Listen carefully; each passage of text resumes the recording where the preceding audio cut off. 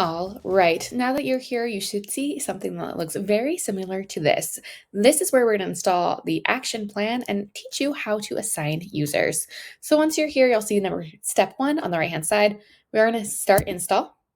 Now step 2, you'll see, if I move my face out of the way, that you have this Super Training Grounds in here ready to go. At this point, you are going to assign the plan to your users in your account. When you assign the plan, you'll start to type and you'll see all the users you currently have. Now, very important thing here, this is an individual plan, which means that I will need to individually assign, meaning add and save assignments, so that each of the users in my account have a separate action plan. Now, for future installs, or maybe if you're using action plans in your own day to day, you can do a group action plan as well, where multiple people will be added to that action plan. Stay awesome, stay supered, and enjoy the training grounds.